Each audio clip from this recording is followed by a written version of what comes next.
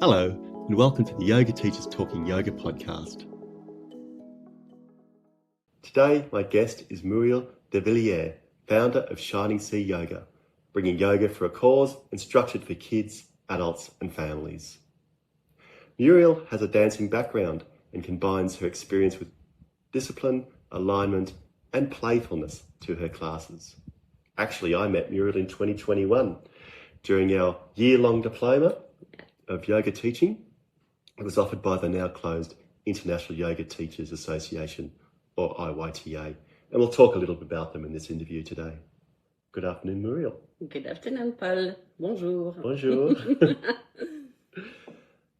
So let's start at the start and ask Muriel what got her into yoga. What got me into yoga? So there are two phases. The first one was unconscious. I was dancing since I was 3 years old with a teacher. Her name was Anne-Marie Lemaitre, and very funny because Lemaitre in French means the teacher.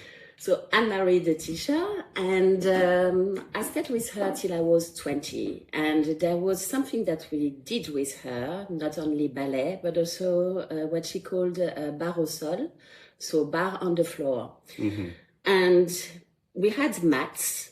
So we were on mats, we were lying down, we were listening to beautiful classical music like L'Adagio by Albinoni. And the only instruction we had is just to listen to the music and relax. After that, we would do some sitting postures, some standing postures with funny animal names. And then we would go back to the mat and do some breathing exercises. And I remember that I was very surprised to learn that we can breathe differently. The alternate nostril breathing. So that was not when I was 3, of course, but it was when I was 13 or 14, maybe.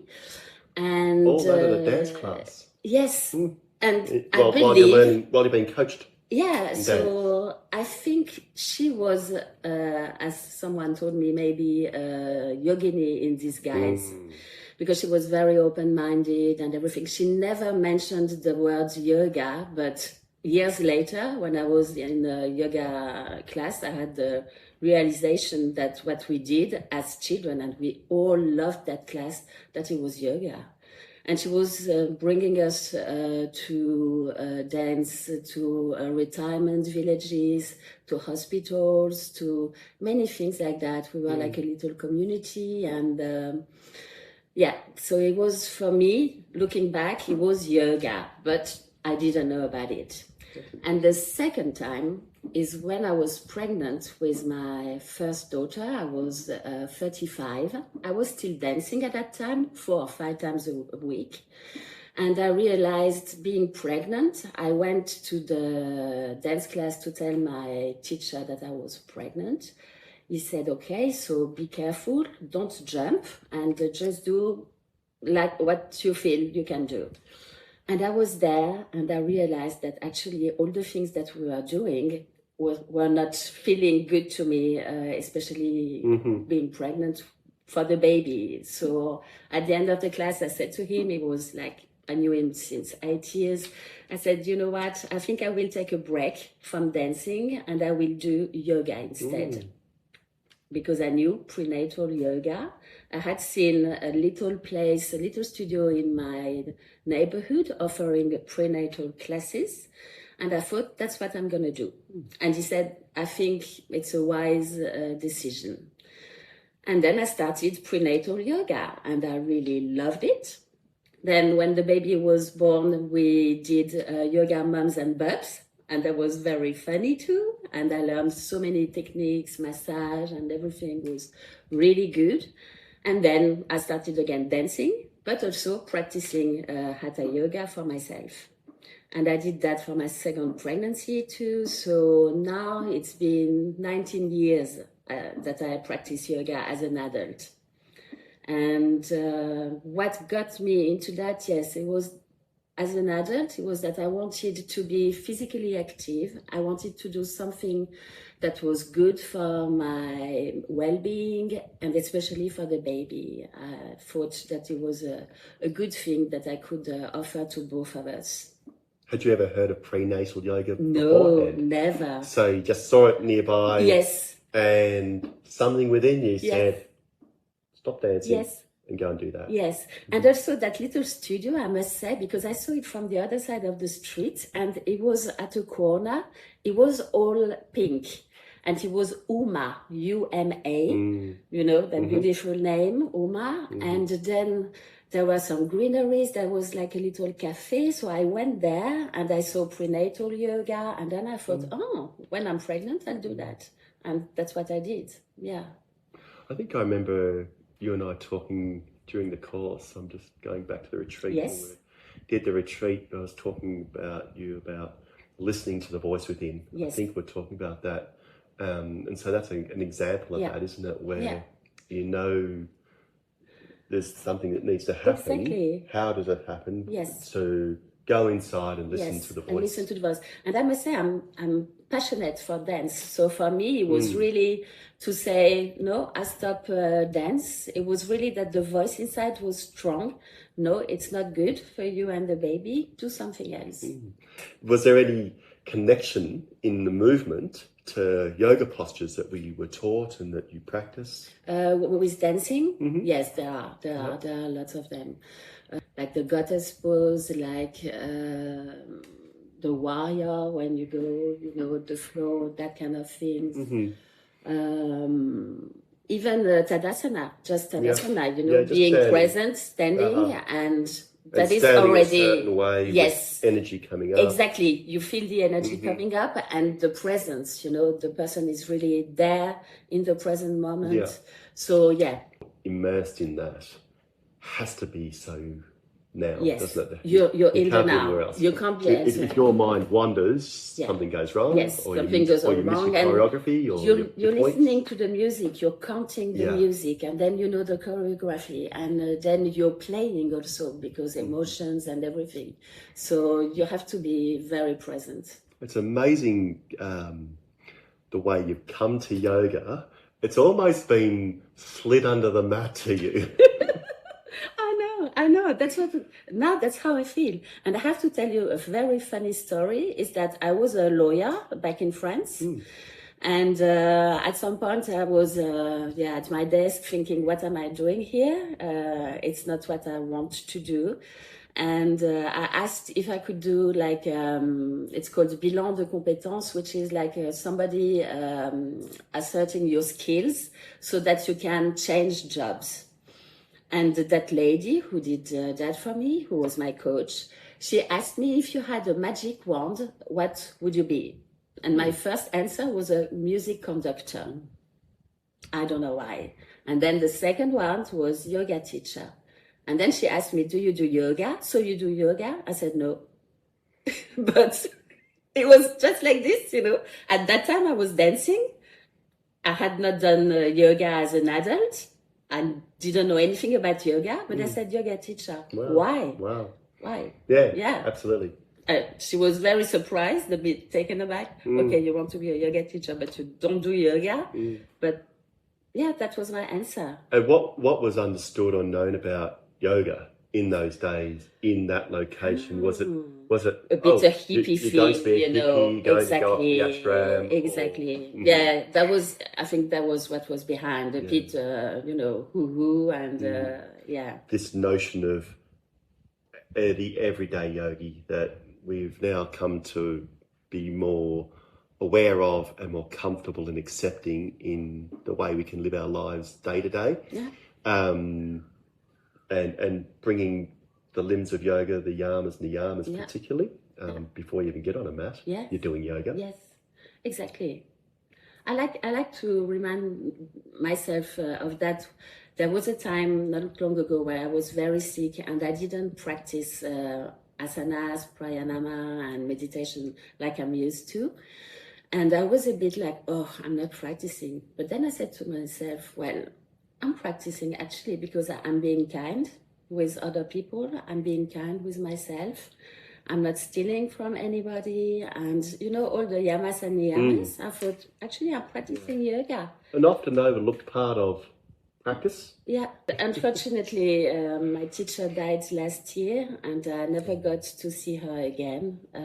I'm in contact with her son, and but yeah, so she was very, very important for me. She was like a second mother, and what she gave us, now it was such a gift, such a gift. She started you on your way. Yeah. And then when someone asked you, what do you want to be, yoga teacher came out of your mouth. Yeah. And then here you are. The postures we got taught, the vinyasa and the flow and Yes, the sequencing. yes. Muriel does beautiful sequences, I have to say. Oh, thank you. I remember those little 5-minute offerings, Yes, the yes. closing, the openings, Yes, and then I remember. the little practices. Yes. I always thought you had quite creative add-ons and little bits and pieces. Maybe that came from dance, maybe you threw that a bit in.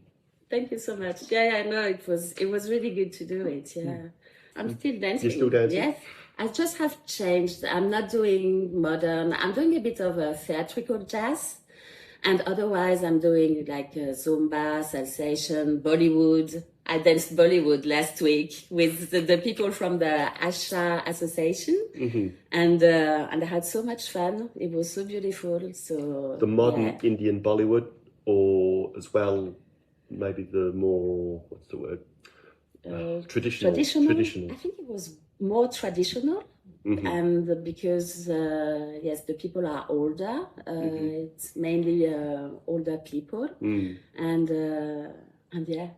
I loved it.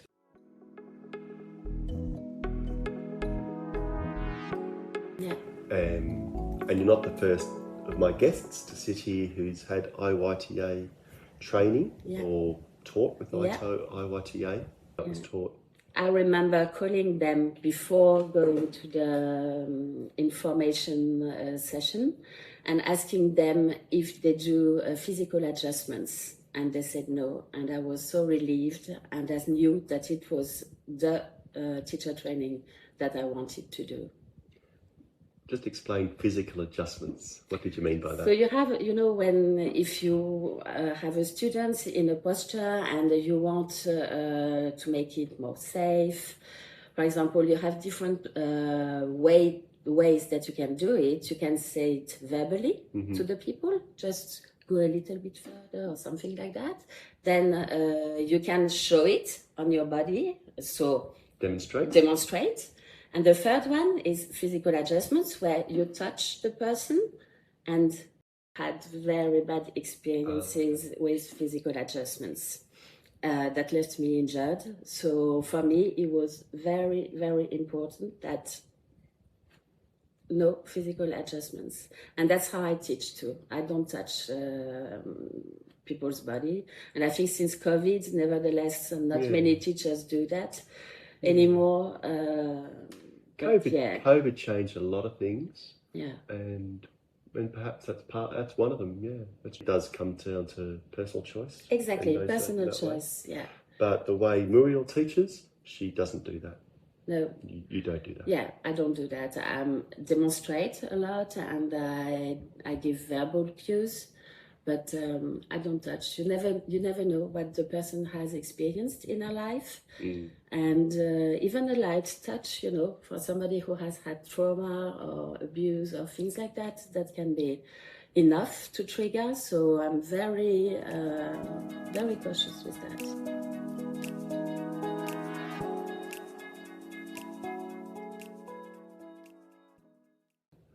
So you've had some issues. You had your time with illness and sickness. And some of it was mental health. Yes, it was mental health. Yeah. I was very sick. I had to take lots of medication, which effects were to sedate me heavily.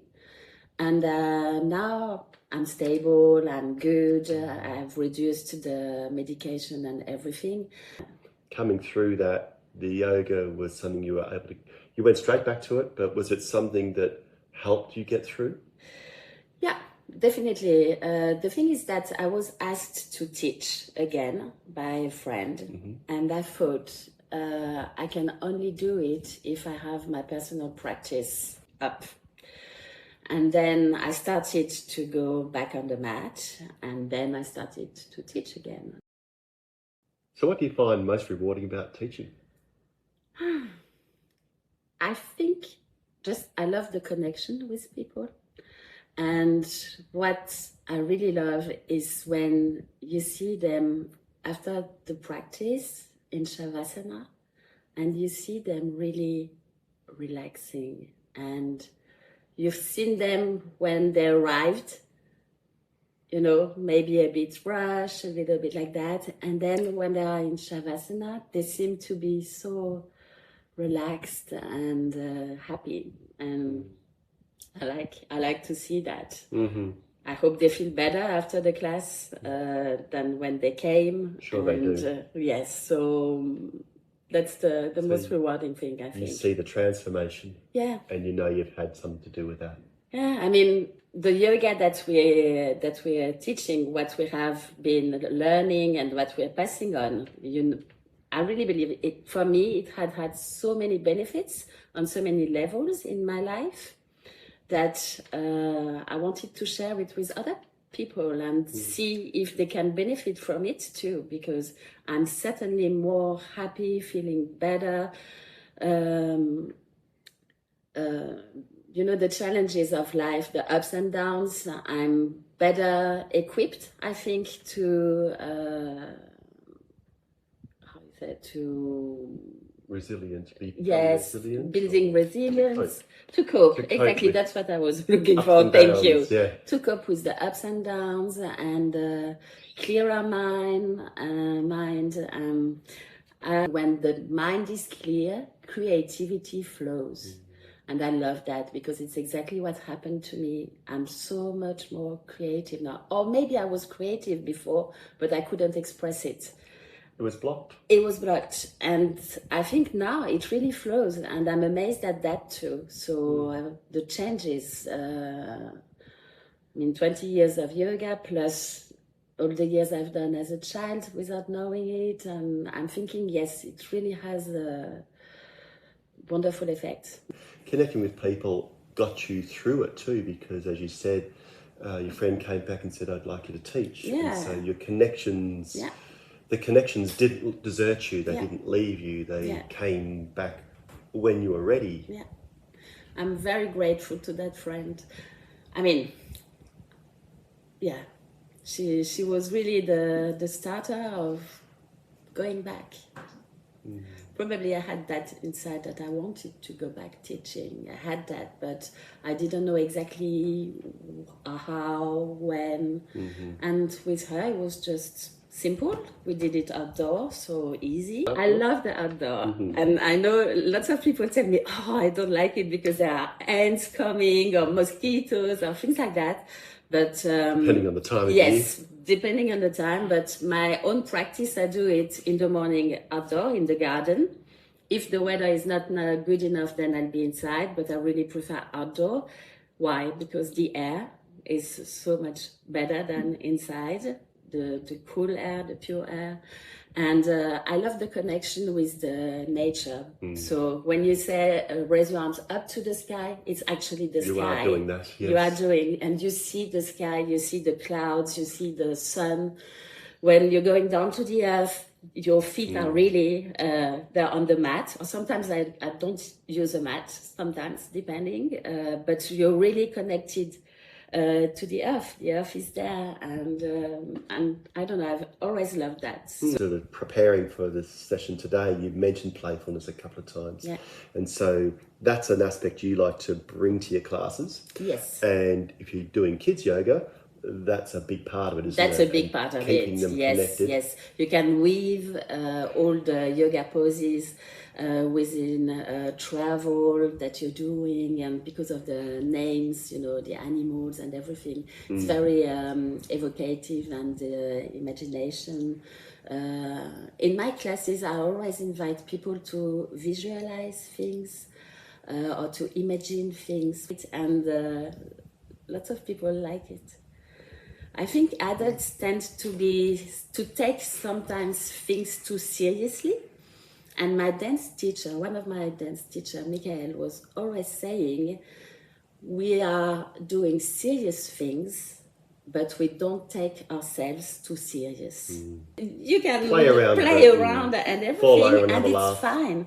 And that's also in life. You can try something. Maybe it won't work, but you have tried and you have learned something. So for me, it's a bit the same. Yeah. And continuing to practice it, you'll rewire your brain to be able to do it, and you get a lot more from it when you take on something difficult, don't you? Yeah. In your practice and your experience in yoga, who inspired Muriel? I think when I first started yoga, it was only physical, and I didn't know about the philosophy except that it was coming from India, but I didn't know nothing. And I did a course called Deepen Your Experience, and it was a 1-year studies about the philosophy and the lineages and all this kind of stuff.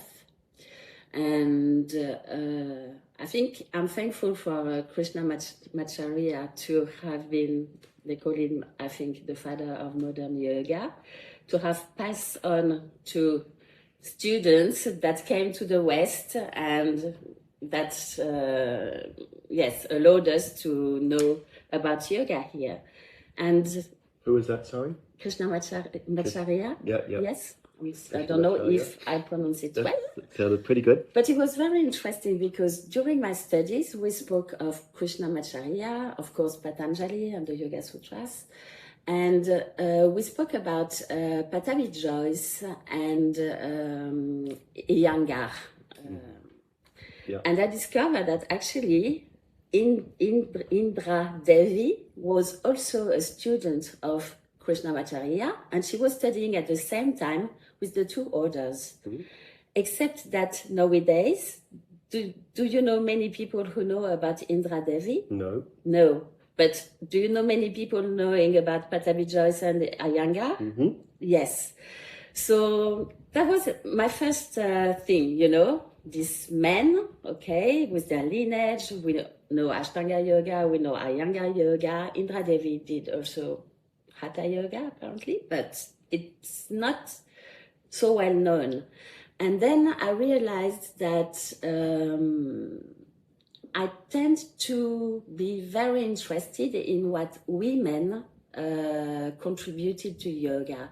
So at the moment I'm reading her biography. Somebody also told me about Mira Alfassa, the founder of Auroville in India. And she was French, so that's how it came, because the person knew I was doing yoga was French, and he told me about Mira Alfassa. And then I discovered that she founded that Auroville, that town for the universal town for the unity of humanity. So I was very interested in that too. And then one of the teachers that inspired me is Donna Fari. When I arrived here, at the beginning, I went to the Stanton Library and I borrowed some books on what I liked in English to perfect my English too. And one of these books was one by Donna Fari, bringing yoga into life or something like that. And I read it and it really appealed to me. And also when I watched some of her videos, and yes, there was one about pain in the sacroiliac joints area, and for me it was really, really painful. And I discovered that actually many practitioners have that issue at some point. And what she gave us, she gave some advice in the video that was so helpful for me. So I know that she's in New Zealand. I have never been to New Zealand. I would love to go to New Zealand and meet her and do some yoga with her. And through her, I discovered other female practitioners like Angela Farmer. And interestingly, she was the one who invented the yoga mat. Oh, really? Yeah. So Angela Farmer and invented the yoga mat. Yes, the one that we know, the spongy. Yes, the spongy thing. Okay. So that was her in the 60s, apparently. And I read also about other female teachers that were first Iyengar teachers, which means they had been with BKS Iyengar, and they had done teaching, and they had then left the Iyengar teaching to do something else that resonated better with them. And I think that's what I'm looking up to, is that I have done mainly Hatha Yoga, but I did 5 years of Ashtanga Yoga. I did maybe 18 months of Iyengar Yoga. So, and I'm back teaching Hatha Yoga. That's the yoga that appeals, that resonates the most with my heart. But I'm very curious about these women. And there's a movie, the documentary called The Yoga Woman I told you about. I saw it 5 years ago, and I really, really loved it. And I think it's very inspirational. And so something I'm reading again a lot, and mainly about these women that have done something else also with their yoga. Such a strength of this whole format is I've not asked that question and not learned something. Yeah, exactly. That's what I love. You always learn something. I just learnt lots from you just then, and I'm going to go and look it all up too. Yeah, because it's just everybody, we all are different, and we're all looking for different things. And then when we come together, oh, I have seen that. Oh, yeah, okay. And then another person, and that, and then you create a beautiful collective knowledge. Yeah, we should come back and have a separate conversation on talking about that impact, because it doesn't get a lot of airtime. Yeah. Collect all these stories, in a sense, what this is all about. This session today, this ongoing little project of mine. That's why when you told me about your project and everything, I thought, wow, right. yes. You mentioned it straight away. I said, yes, I think it's such a beautiful project. We've I got love that in it. common. Yes. Yeah, so we've got that curiosity in common. We've got that interest in yoga and people's stories. Yes, exactly. Yeah. So I think it's very... You've got your school in place. You've got the after school coming up with the kids. What else is happening with Muriel coming in the near future? Yeah, so I have another project. It's a personal project. It's called Encounters and Stories. And it's a project that I have since 4 years. It's about the people I have met in the last 10 years that I live in Sydney, in Australia. And sharing stories, because as we said, I think that when you share stories, it's very helpful. It can bring joy, it can bring help, it can do it benefits everybody, I think. And so I invite the people that I have met to share a story with me and the world. So I'm collecting the stories, and then I make sure that they will be visible. So we'll do a book, and I hope the book will be published. We'll see. It's going to be a podcast and YouTube videos, mini sequences. So, and stories, and I'm very excited by that. I've started to collect some of the stories, and I'm just like so amazed at what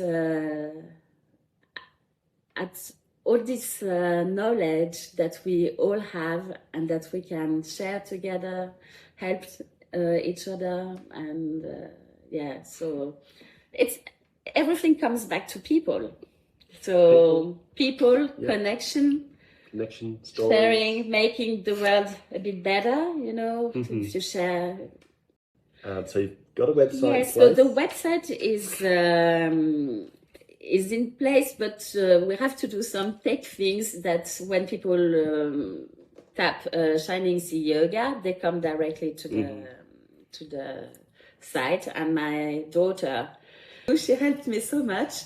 So yes, we do that. And yeah, I guess I have an Instagram, but people, yeah. It's my first name dot Devillierre, my last name. So Facebook the same. Facebook. It's worth finding and worth getting involved with in terms of a couple of things. So there's yoga classes, maybe they've got kids that like to do some yoga after school, and then also these other projects you've got in mind. Yeah. Muriel, it's been an absolute pleasure to talk to you this afternoon. afternoon. Thank you so much, Paul. It was so good. Thank you so much for being a guest on my Yoga Teachers Talking Yoga podcast. Thank you. Thank you. Magnificent. We hope you enjoyed hearing about Muriel's yoga journey from modern dance to modern yogi, and wish her all the very best with Shining Sea Yoga and her other projects. Our next interview will be with midwife and yoga teacher B. Chan, bringing the value of yoga and calmness to pregnant women. We look forward to seeing you then.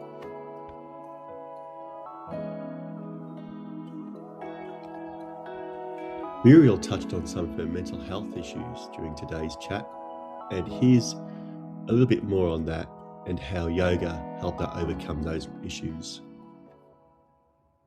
On an everyday basis, my yoga again, my energy, my vitality, everything went up again. So very interesting. Back to where it was, better than that?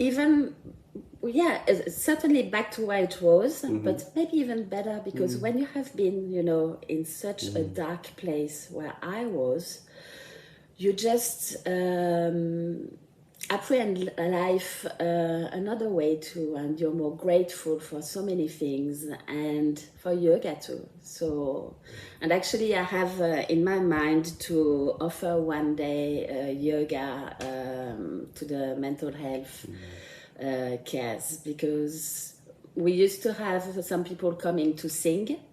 We used to have people coming to paint and be active and everything. And we used to do walks also when we were allowed. And I think yoga has definitely a place there in the hospital. And it's something that I have in my mind. And I might ask one day if it's possible. Who knows? Absolutely. Yeah. You should do that. Yeah.